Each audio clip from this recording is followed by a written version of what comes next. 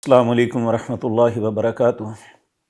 ان الحمد للہ نحمده ونستعینه ونستغفره ونعوذ باللہ من شرور انفسنا ومن سیئات اعمالنا من يهده الله فلا مضل له ومن يضلل فلا هادي له واشهد ان لا اله الا الله وحده لا شريك له واشهد ان محمدا عبده ورسوله اما بعد اعوذ باللہ السمیع العلیم من الشیطان الرجیم بسم اللہ الرحمن الرحیم قد افلح المؤمنون الذین هم فی صلاتهم خاشعون والذین هم عن اللغو معرضون۔ ناظرین کرام، سجدوں کی خوبصورتی اور نماز میں خشوع خضوع کیسے پیدا کر سکتے ہیں، یہ گزشتہ 3 مجلسوں میں آپ کے سامنے عرض کر رہا ہوں۔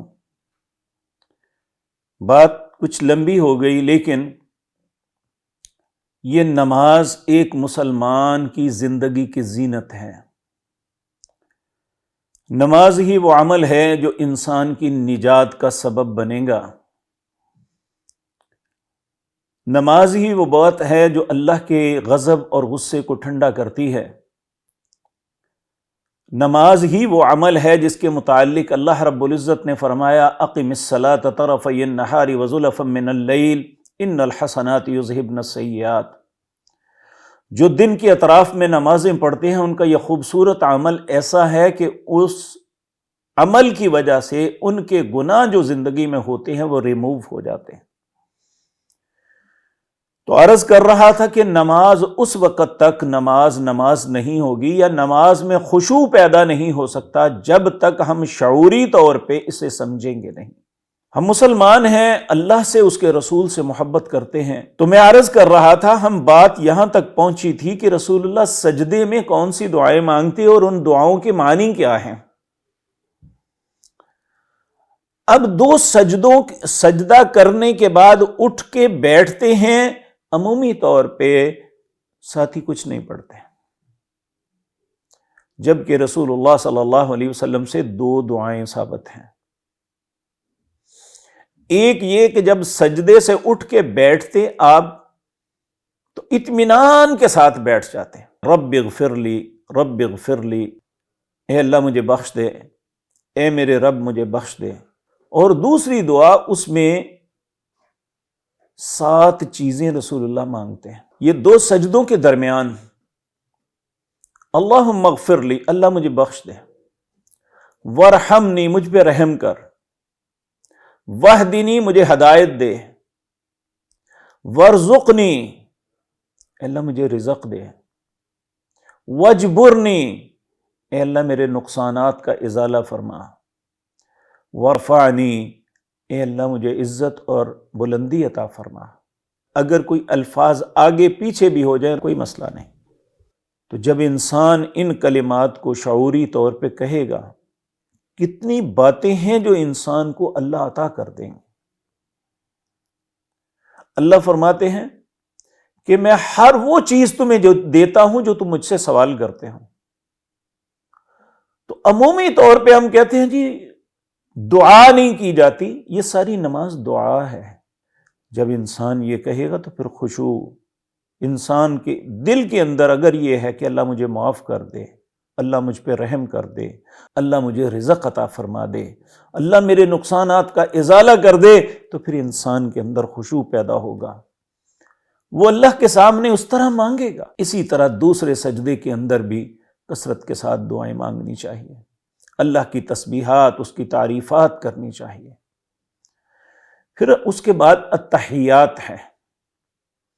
اب دیکھیں یہ کلمات ہم کن باتوں کا اللہ کو یقین دلاتے ہیں۔ 3 باتوں کا، التحیات للہ والصلوات والطیبات۔ کیا مطلب؟ التحیات میری زبان کی جتنی عبادتیں ہیں جو میں زبان سے ادا کرتا ہوں، والصلوات میرے بدن کی عبادتیں، والطیبات اور میرے مال کی عبادتیں۔ کس کے لیے ہیں؟ للہ، اللہ کے لیے ہیں۔ اب ہمیں پھر غور بھی کرنا ہوگا، کیا واقعتاً میری زبان سے جو عبادات، جو تسبیحات، جو دعائیں، جو معاملات ہوتے ہیں اللہ کے لیے ہیں صرف؟ میرے بدن جو عبادات کرتے ہیں کیا وہ اللہ کے لیے ہیں؟ اور اسی طرح میں اپنے مال کو جو خرچ کر رہا ہوں کیا اللہ کے لیے خرچ کر رہا ہوں؟ یہ ہر التحیات میں ہم اللہ کو یقین دلاتے ہیں۔ اگر تو واقعتاً ہماری یہ ہے تو اللہ سے سچ بول رہے ہیں، اگر خدا نخواستہ ایسا نہیں ہے تو پھر ہم اللہ سے جھوٹ بول رہے ہیں۔ التحیات للہ والصلوات والطیبات۔ اب آگے جو بات ہے، اگر ہمیں شعور ہو کہ ہم کیا کہہ رہے ہیں، جس پاک پیغمبر نے یہ سارے خیر کے رستے بتائے نا، اب اللہ حکم دے رہے ہیں کہ اسے سلام کرو، اسے سلام کہو، اس کے لیے سلامتی کی دعا کرو۔ السلام علیک ایھا النبی ورحمۃ اللہ وبرکاتہ، سلامتی ہو آپ پر اے اللہ کے نبی صلی اللہ علیہ وسلم، ورحمۃ اللہ، آپ پہ اللہ کی رحمتیں نازل ہوں، وبرکاتہ، آپ پہ برکتیں نازل ہو۔ یہ ان کے احسانات کے سامنے، یہ ان کے لیے التجا دعا ہے جو اللہ کے سامنے کرتے ہیں۔ السلام علیک ایھا النبی ورحمۃ اللہ وبرکاتہ۔ پھر اتنی بڑی ذات پہ سلام، اللہ کی رحمتیں اور برکتوں کی دعا کرنے کے بعد پھر انسان اپنے لیے کرتا ہے، السلام علینا، اے اللہ مجھ پہ بھی سلامتی بھیج، وعلی عباد اللہ الصالحین، اے اللہ جتنے تیرے بندے نیک ہیں نا سب پہ سلامتی بھیج۔ اب نبی کریم صلی اللہ علیہ وسلم سے سیدنا عبداللہ بن مسعود بیان کرتے ہیں، جب انسان یہ بات کہتا ہے نا، جب سے یہ دنیا بنی جتنے نیک لوگ گزر چکے ہیں، جتنے آج دنیا میں موجود ہیں، جتنے اللہ کے علم میں آئندہ آنے والے ہیں، اللہ سب پہ سلامتی بھیجتا ہے، لیکن شرط یہ ہے کہ وہ اللہ کے رجسٹر میں نیک لکھے ہوں۔ میری یہ دعوت فکر ہے، التجا ہے اپنے آپ سے بھی اور اپنے ناظرین سے بھی۔ ہم ساری زندگی ہو گئی التحیات پڑھتے ہوئے، کیا شعوری طور پہ یہ باتیں نہیں؟ تین باتیں ہیں۔ ایک ہماری عبادت، وہ زبان کی ہے، وہ مال کی ہے یا جسم کی، اللہ کے لیے، اللہ کے علاوہ کسی کے لیے نہیں۔ دوسرا، جس پاک باز پیغمبر نے ہمیں یہ سارے رستے خیر کے دکھائے، جنت کے رستے پہ ڈالا، ان پہ سلام۔ ان کے احسانات کا بدلہ ہم نہیں دے سکتے۔ اور تیسرا یہ انسان پھر اپنے لیے بھی کہتا ہے، اے اللہ مجھ پہ بھی سلامتی بھیج، اور جتنے دنیا میں نیک ہیں، وعلی عباد اللہ الصالحین، جتنے نیک لوگ ہیں ان پہ سلامتی بھیج۔ جب ہم شعوری طور پہ یہ پڑھیں گے تو نماز کی کیا کیفیت ہوگی؟ پھر دو باتوں کی شہادت دیتے ہیں، اشہد اللہ الہ الا اللہ واشہد ان محمدا عبدہ ورسولہ، میں شہادت دیتا ہوں کہ اللہ کے علاوہ میرا کوئی الہ نہیں ہے، اور محمد صلی اللہ علیہ وسلم میں شہادت دیتا ہوں کہ محمد جن کا نام نامی اسم گرامی ہے صلی اللہ علیہ وسلم، عبدہ، وہ اللہ کے بندے ہیں، ورسول، اور اس کے رسول ہیں۔ پھر اس کے بعد حکم ہے، اب درود پڑھو رسول اللہ کی ذات مطہرہ پر۔ تمہاری نماز جو ہے وہ نماز قبول تب کروں گا جس نبی نے یہ سارے رستے بتائے ہیں اس پہ درود بھیجو۔ پھر وہ درود سکھایا ہمیں، اللہم صلی علی محمد وعلی آل محمد کما صلیت علی ابراہیم وعلی آل ابراہیم انک حمید مجید، اللہم بارک علی محمد وعلی آل محمد کما بارکت علی ابراہیم وعلی آل ابراہیم انک حمید مجید۔ اے اللہ درود بھیج۔ درود کا مطلب اللہ اپنی رحمتیں نازل فرما۔ اللہم صلی علی محمد، اے اللہ محمد صلی اللہ علیہ وسلم پر اپنی رحمتیں نازل فرما، اپنا درود بھیج۔ وعلی آل محمد، اور محمد الرسول اللہ کی آل پہ بھی،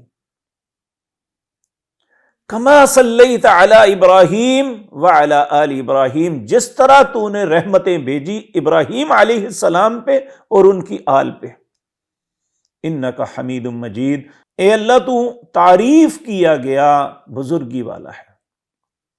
اللہم بارک علی محمد صلی اللہ علیہ وسلم، اے اللہ برکتیں نازل فرما جناب محمد الرسول اللہ کی ذات مطہرہ پر، وعلی آل محمد صلی اللہ علیہ وسلم، اور رسول اللہ کی آل پر بھی، کما بارکت علی ابراہیم وعلی آل ابراہیم انک حمید مجید، جس طرح برکتیں نازل فرمائیں آپ نے ابراہیم اور ان کی آل پر، انک حمید مجید۔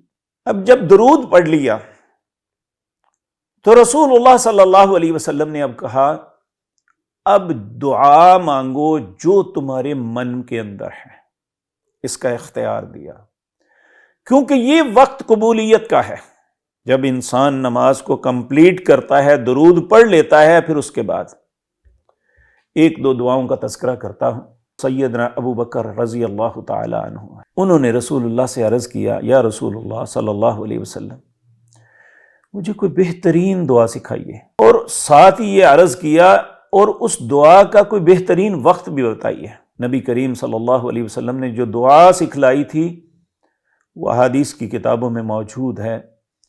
آپ نے کہا یہ پڑھو، اللہم انی ظلمت نفسی ظلما کثیرا ولا یغفر الذنوب الا انت فاغفر لی مغفرۃ من عندک وارحمنی انک انت الغفور الرحیم۔ اے اللہ میں نے اپنی جان پہ بڑا ظلم کیا ہے، اللہم انی ظلمت نفسی ظلمن کثیرن، بہت زیادہ ظلم کر بیٹھا، ولا یغفر الذنوب الا انت، اے اللہ تیری ذات کے علاوہ مجھے کوئی معاف نہیں کر سکتا، فاغفر لی، اے اللہ مجھے معاف کر دے، بخش دے، مغفرۃ من عندک، معافی تو صرف تجھ سے مل سکتی ہے، وارحمنی، اللہ مجھ پہ رحم کر، انک انت الغفور الرحیم، اے اللہ تو بخشنے والا مہربان ہے۔ نبی کریم صلی اللہ علیہ وسلم نے جو دعا سکھلائی اس کے کلمات اس طرح ہیں، اللہم انی اعوذ بک من عذاب القبر واعوذ بک من عذاب جہنم واعوذ بک من فتنۃ المسیح الدجال واعوذ بک من فتنۃ المحیا والممات، اللہم انی اعوذ بک من الماسم والمغرب، اے میرے اللہ میں تیری پناہ میں آتا ہوں، تو مجھے اپنی پناہ عطا کر دے، کس سے؟ عذاب قبر سے، وَأَعُوذُ بِكَ مِنْ عَذَابِ جہنم، اے اللہ مجھے اپنی پناہ میں لے لے جہنم کے عذاب سے، وَأَعُوذُ بِكَ مِنْ فِتْنَةِ الْمَسِيحِ الدَّجَّالِ، اس امت کے اندر جو سب سے بڑا فتنہ دنیا میں رونما ہونا ہے، مسیح اور دجال کا فتنہ ہے، یعنی سیدنا عیسیٰ مسیح اور دجال، ان کا کلیش، اور اس میں دنیا کے اکثر و بیشتر لوگ کافر ہو جائیں گے۔ کہا مسیح اور دجال کے فتنے سے دے، وَأَعُوذُ بِكَ مِنْ فِتْنَةِ الْمَحْيَا وَالْمَمَاتِ، زندگی کے اندر جتنے فتنے ہیں یا موت کے وقت جو فتنے ہیں، اے اللہ ان فتنوں سے بھی تیری پناہ چاہتا ہوں۔ اللہم انی اعوذ بک من الماسم والمغرب، اے اللہ گناہوں سے بھی تیری پناہ چاہتا ہوں اور قرض اور چٹی سے بھی تیری پناہ چاہتا ہوں۔ یہ دعا سکھائی، اللہم اغفر لنا ما قدمنا وما اخرنا وما اسررنا وما اعلنا وما انت عالم به منا وانت المقدم وانت المؤخر وانت على كل شيء قدیر۔ بس گناہوں کی معافی ہوئی ہے، یہ انسان کو مل گئی تو کامیاب ہے۔ اللہم اغفر لنا، اے اللہ ہمارے لیے بخش دے، ما قدمنا جو پہلے کر چکے، وما اخرنا جو آئندہ کرنے والے ہیں، وما اسررنا اللہ جو چھپ کے کیا ہے، وما اعلنا جو ظاہراً کیے ہیں، وما انت عالم به منا، اے اللہ مجھے اپنی خطاؤں کا نہیں پتا، مجھ سے بہتر تو جانتا ہے۔ وانت المقدم، کیونکہ سب سے پہلے تو تھا، وانت المؤخر، سب سے بعد بھی تیری ذات ہوگی، وانت علی کل شیء قدیر، آپ ہر چیز پہ قادر ہیں۔ اس کے علاوہ آپ، کیونکہ لفظ ہے ادعوا اللہ ما شئتم، جو تم چاہتے ہو وہ یہاں دعا کرو، یہ وہ دعائیں ہیں جو رسول اللہ نے سکھلائی، اور کچھ ایسی دعائیں ہیں جو ہماری حاجات ہوتی ہیں، تو ہم اپنی حاجات کی دعائیں، اور یہ بات یاد رکھیں، میں عرض کر دوں کہ زندگی کی کوئی حاجت نہ پہلے نہ آج نہ آئندہ ایسی پیدا ہوگی جس کی دعا رسول اللہ نے نہ بتائی ہو، تو ہمیں عربی میں مانگنی چاہیے اور کوشش کریں کہ وہ کلمات کے ساتھ اللہ سے دعا کریں جو رسول اللہ نے سکھائے صلی اللہ علیہ وسلم۔ اس کے بعد یہ نماز کمپلیٹ ہے، السلام علیکم ورحمۃ اللہ، السلام علیکم ورحمۃ اللہ۔ اگر ہم یہ چیزیں سیکھ لیں گے، اگر ان کے مطابق نماز پڑھیں گے، تو پھر یقین جانیے ہماری نماز میں خشوع، ہمارے دل میں ایک لطف، اللہ کے ساتھ بات کرنے کی خوبصورتی، اور انسان کا اس میں دل لگے گا اور وہ اللہ کے حضور بہت کچھ پا بھی لے گا۔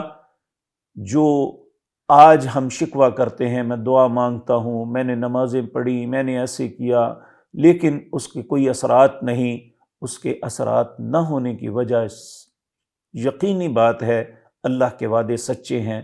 وَمَنْ أَوْفَى بِعَهْدِهِ مِنَ اللَّهِ، اللہ سے سچا کوئی نہیں جو اپنا وعدہ پورا کرے۔ غلطی ہم سے ہوتی ہے، اگر ہم اپنی غلطی کی اصلاح کر لیں تو انشاءاللہ ہماری نمازیں، ہمارے معاملات اللہ کی بارگاہ میں خوبصورتی کے ساتھ پیش ہوں گے، اور اللہ رحم کرتے ہوئے، ہم سے خوش ہوتے ہوئے، ہماری نمازوں کے بدلے ہماری زندگی بہت خوبصورت بنا دیں گے۔